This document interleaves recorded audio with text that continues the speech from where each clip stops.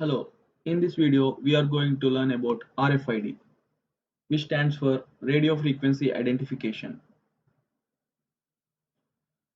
EPC stands for Electronic Product Code. It's a type of RFID and it has a short range of up to 10 meters.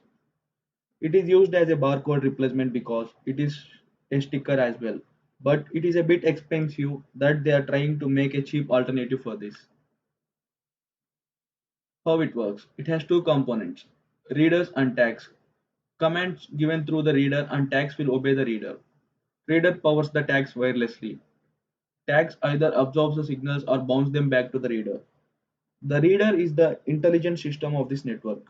Tags, after getting the information, they can either absorb the signal or bounce them back to the reader. Reader will always transmit the signal. That is what will powers the tags. Tags uses something called as backscattering. It will do the switching from reading to signal, or it will reflect the signal with the data.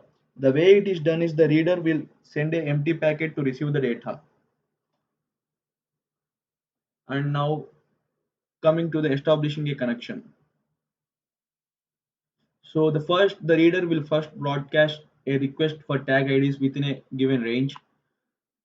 So the tags will respond back to the reader, and the response will be like in the same like slotted aloha. Tags respond at a random slot,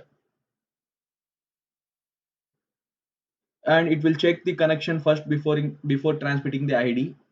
If the reader sends OK, and then the tag will respond with the ID, and the slot numbers can be changed dynamically as well. This is how the process goes on. In this figure it has shown. So now coming to operating on tags. Once the reader knows what the tags are, then it can act on them. The IDs can read and write on the tags. For suppose if you want shipment information on the tracking, we can also put them on the tags. The tags will respond only with the data. The no headers will be sent through the tags back to the reader. The message formats.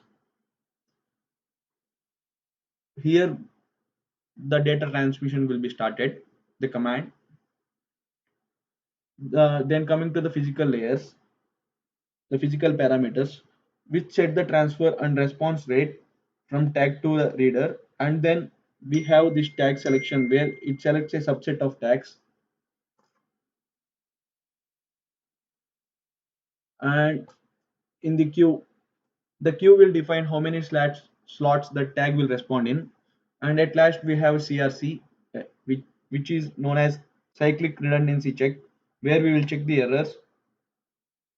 The advantages is we can also allow the tags to be connected to multiple readers at once. So it can be used for different types of data collections.